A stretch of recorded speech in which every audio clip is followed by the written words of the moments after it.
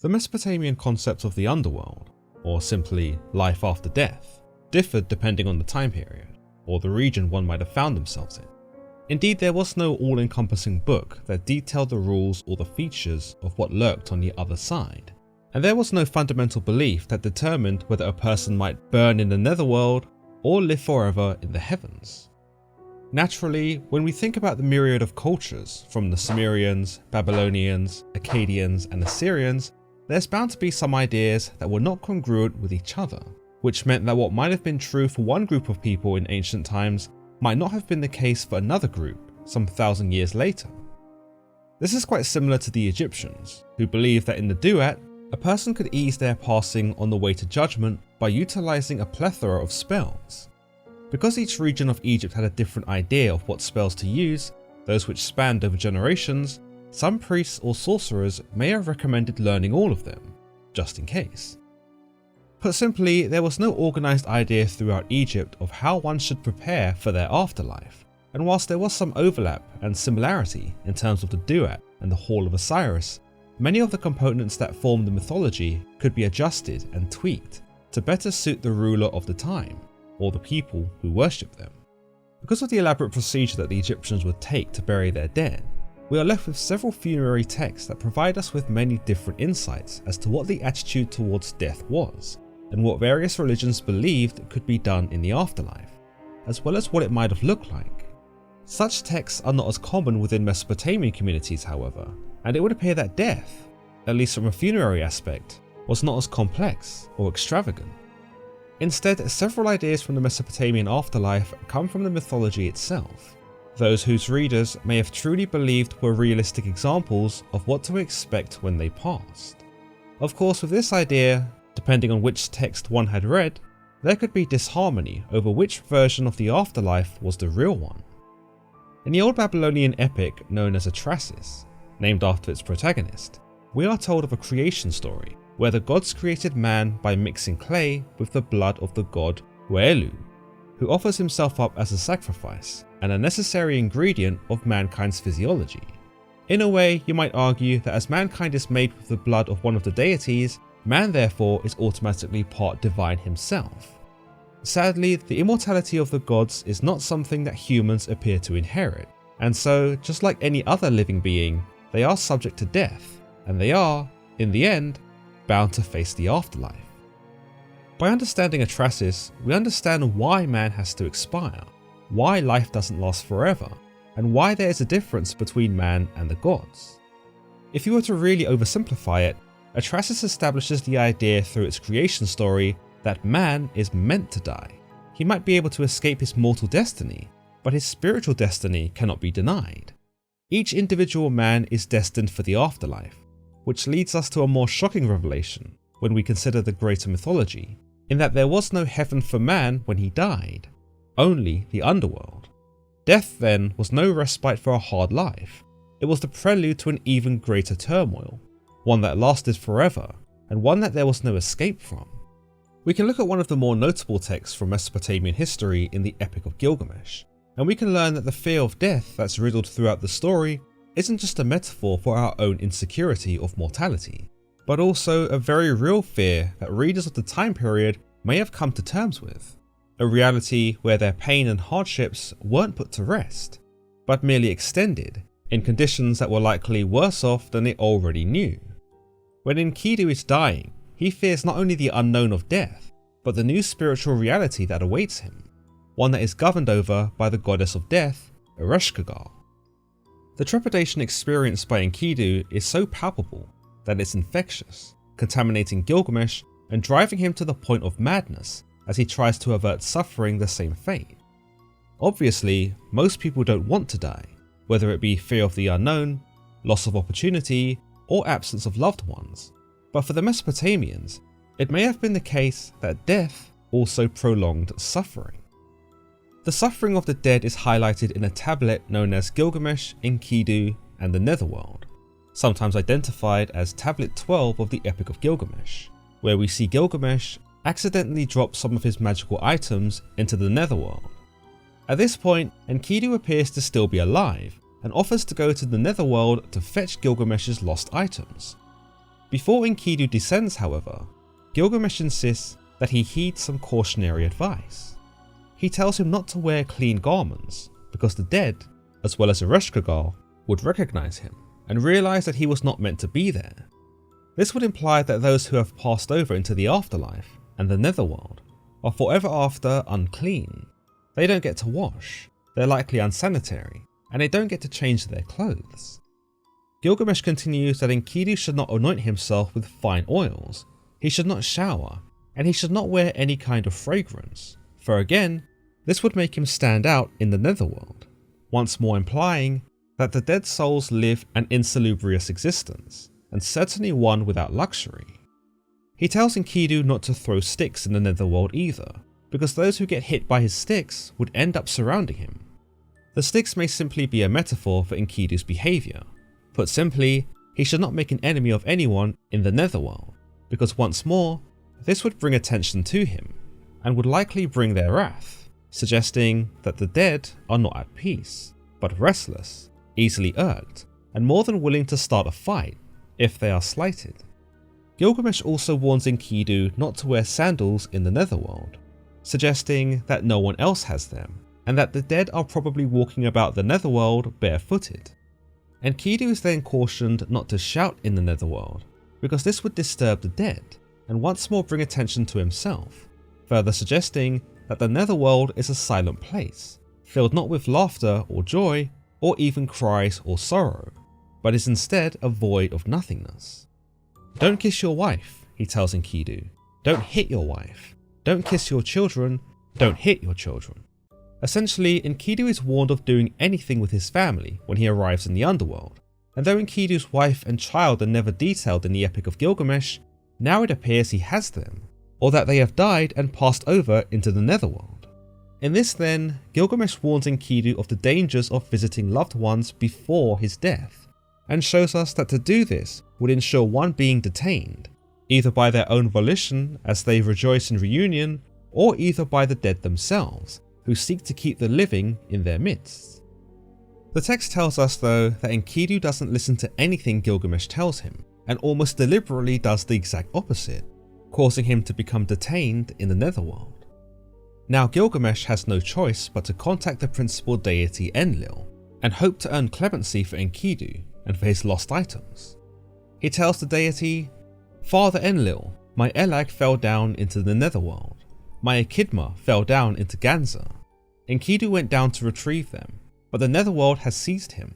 Namtar did not seize him, the Asarg did not seize him, but the Netherworld has seized him. The Udug demon of Nergal, who spares nobody, did not seize him, but the Netherworld has seized him. He did not fall in the battlefield of manhood, but the Netherworld has seized him." What's interesting here is that Gilgamesh points out that it wasn't the gods that seized Enkidu, nor was it even the demons, but instead the Netherworld itself.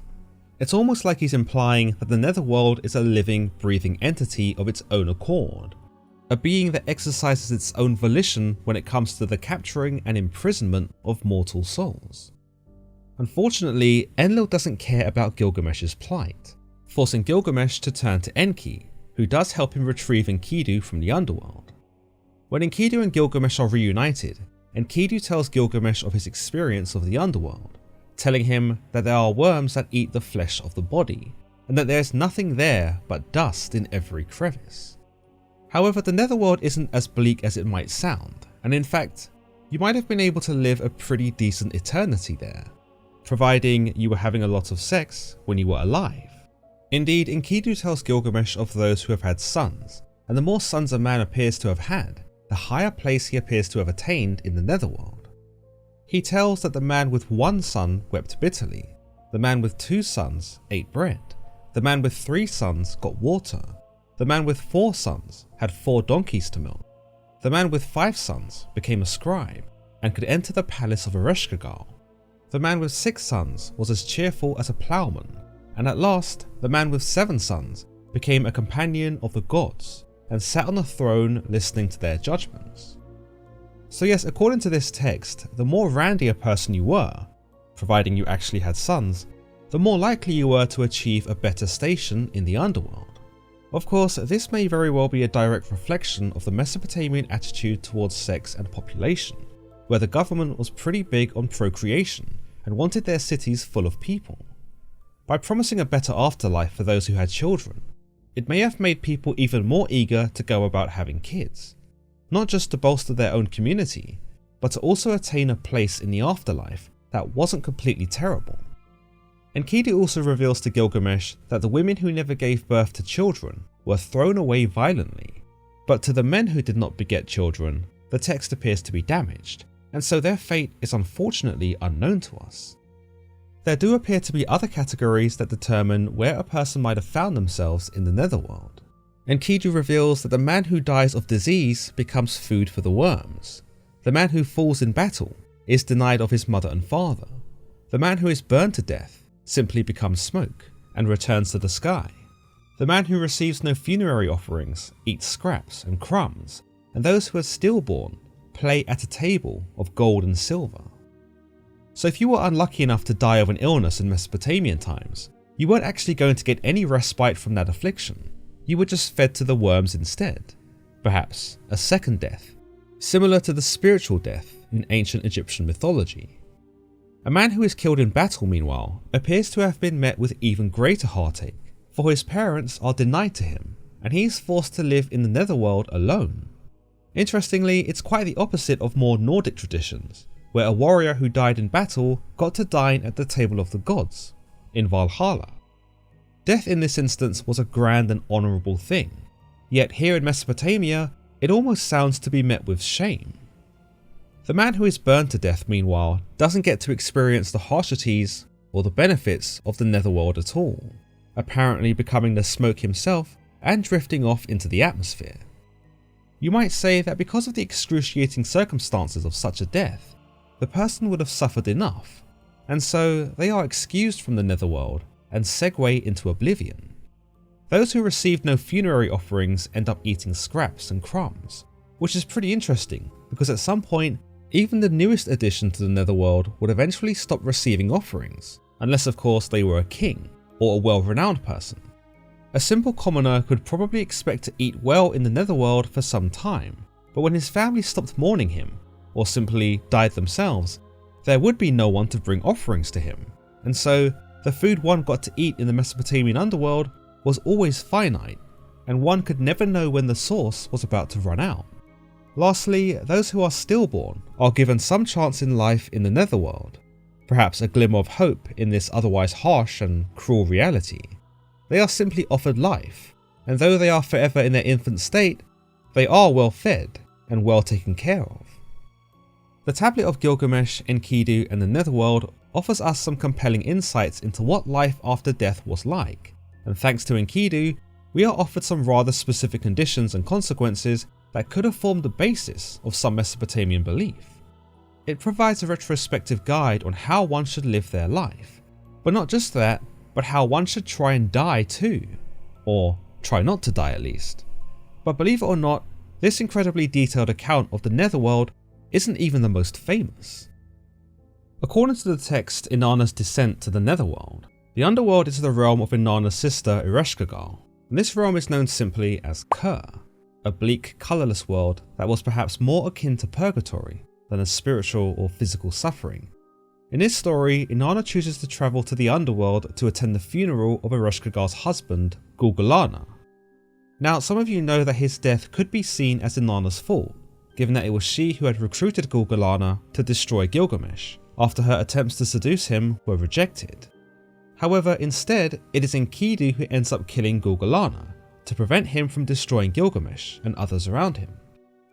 Naturally, there's a part of Ereshkigal that blames Inanna for her husband's death, and so when she learns that Inanna has come to her realm to attend his funeral, she is not pleased at all.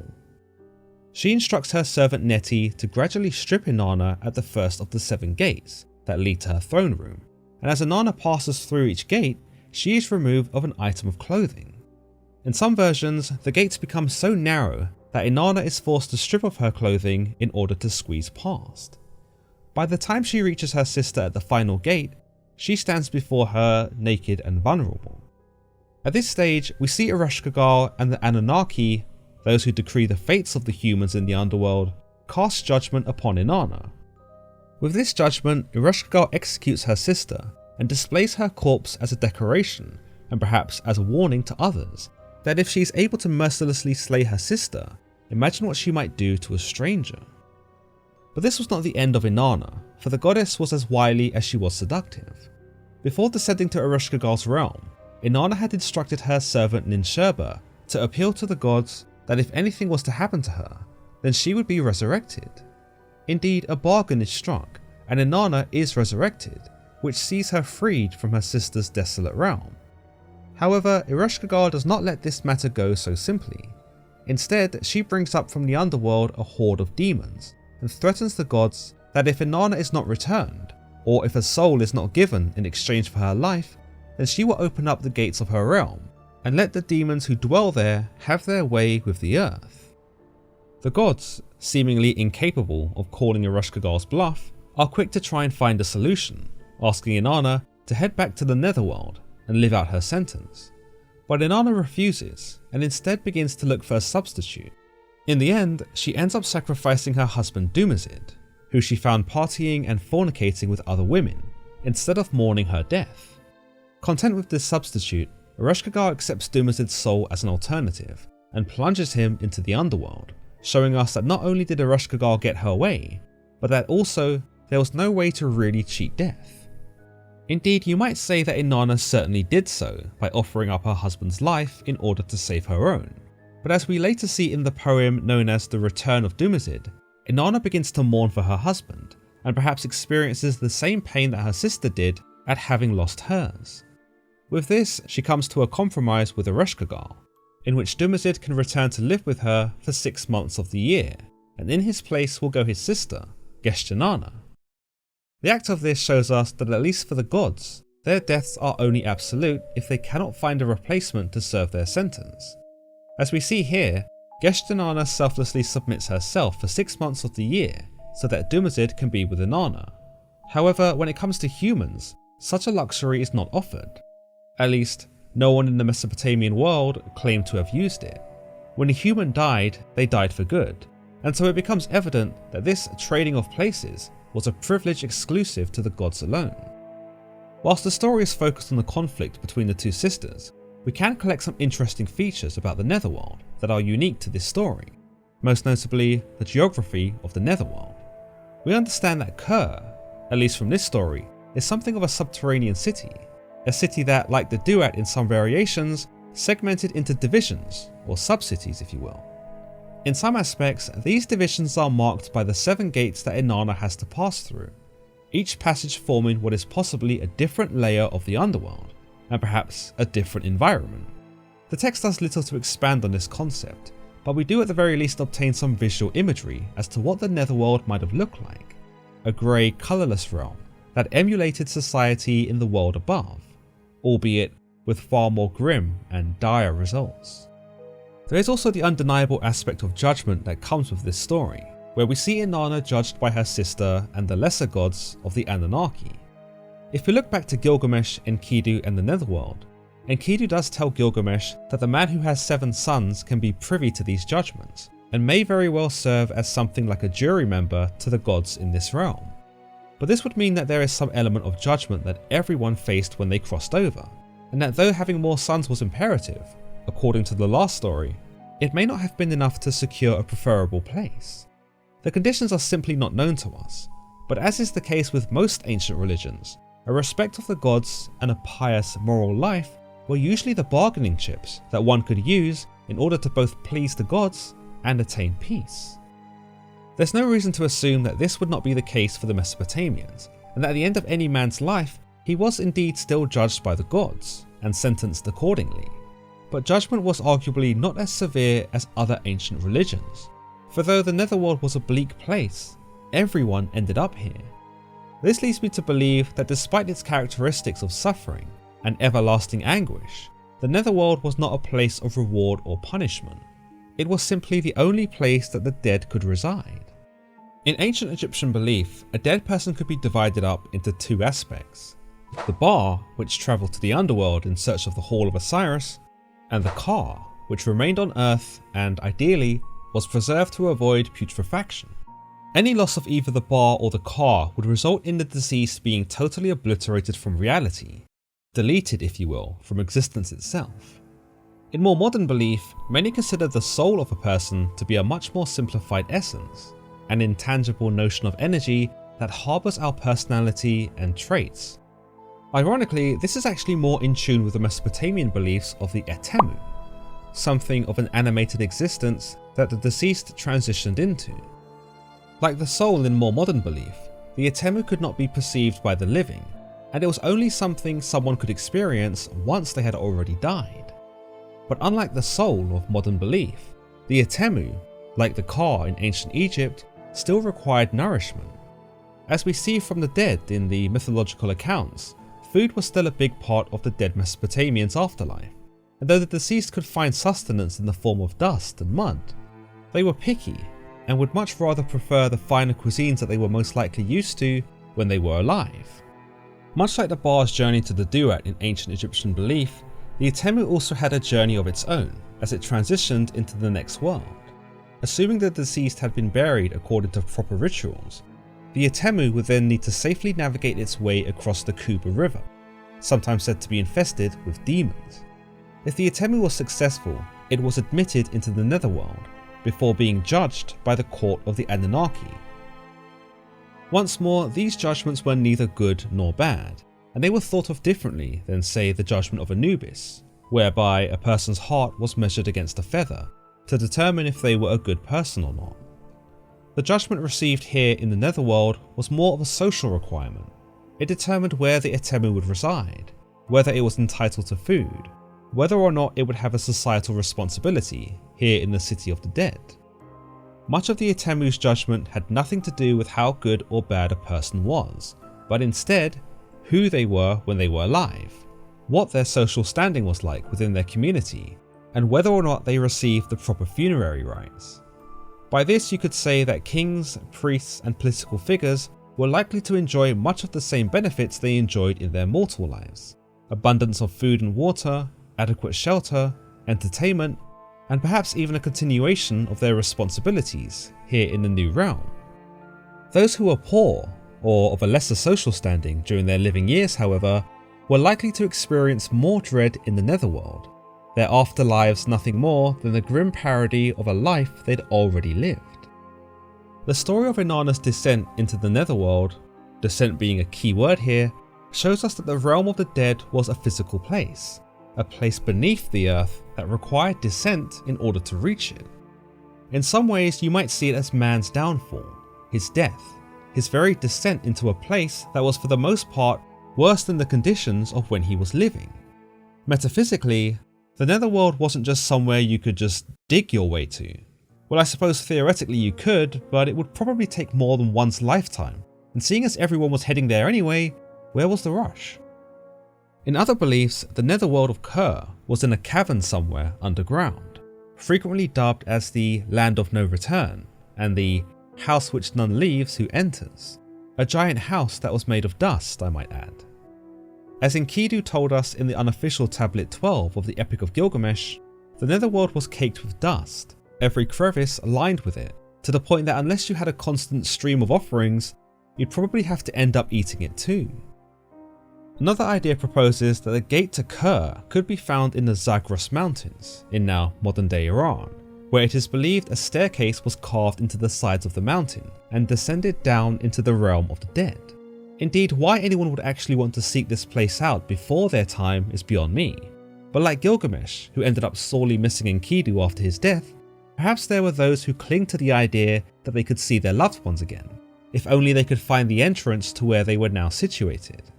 Other traditions suggest that the entrance to the Netherworld lay somewhere in the west, considering that the rivers that did exist west of these regions were sometimes referred to as rivers of the Underworld.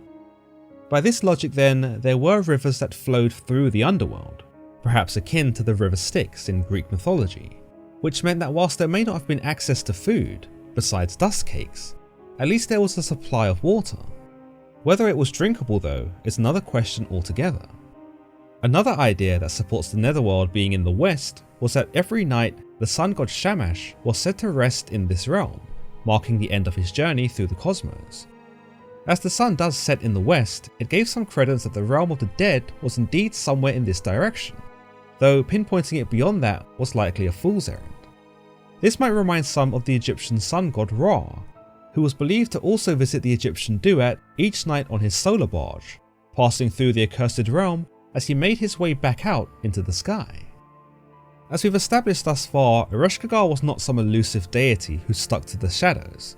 As the Underworld deity, it's tempting to believe that there would be some mystery surrounding such a goddess, who had something of a pivotal role in the life and death cycle. But to the Mesopotamians, Ereshkigal was a most revered deity, and a deity who was as well known as the likes of Anu, Enki, Enlil, and of course her sister Inanna. Known to the locals as the Queen of the Great Below, or the Lady of the Great Place, Ereshkigal's existence was certainly not something that was overlooked. In fact, quite the contrary. She was a fearful goddess who occupied a space that no man would ever wish to find himself. It was here where she governed, both as a judge of those who were sent to her and secondarily as their warden. To the dead though, she wasn't just the goddess of the underworld, she was the only goddess, for seldom did anyone, not even the other gods, wish to tread upon her realm. Indeed, one of her responsibilities was to maintain the separation between the living realm and the dead one, where she denied the living from entering and visiting those who had passed. Why she did this? Well, you might say she was simply mean-spirited, but perhaps more logically, it was to prevent the living from learning too much about what happens after death, and to prevent them from preparing for such an inevitability. Perhaps this is why the Mesopotamians left behind so few details of the Netherworld, because not even they knew of the land that lay beyond their mortal coils. One of the most significant things you might have picked up from the concept of the Mesopotamian underworld is that it was indeed governed by a woman. This is also true after the reign of various Mesopotamian kings, who began to favour the male gods over the female ones. During this time, many of the goddesses lost their status in favour of their male counterparts, but it would appear that Ereshkigal remained powerful, and despite coming to share her rule with her husband Nergal, was not ultimately usurped by him. You might say that this only emphasised the power of Ereshkigal, that her role as the goddess of the Netherworld could not be determined by the kings, nor could it be taken away by them. Ultimately, this is fitting, given that Ereshkigal prevented man from entering the underworld before their time had come, and so therefore, by the same logic, it could be reconciled that she denied the kings from having any real consequence over her or her realm. After all, even the kings were mortals, and thus even they were subject to death and an eternity in the Netherworld. In a way, you might say that the connection between two people did not weaken when one of them died, but instead actually strengthened, with both the living person and the transitioned Etemmu working together to ensure the deceased's spiritual continuation. The living had to keep his or her obligation to bring offerings to the spirit, and through this, the deceased lived on, by way of those who they were remembered by. But as specified earlier in this episode, many of these beliefs and practices discussed may have differed depending on the time period, between the Sumerian and Assyrian empires, and the attitude towards death that each of these people possessed may have seen regions and communities vary in how they chose to honour the dead. Still, courtesy of the old gods and the mythological tales that have survived the ages, there does exist some continuity throughout these ancient civilizations that do work in providing us with at least a glimpse as to what life after death might have looked like, to a people who now know it more than anyone. As always guys, if you've enjoyed today's episode, then don't forget to give this video a thumbs up and don't forget to subscribe for more content just like this. Until next time.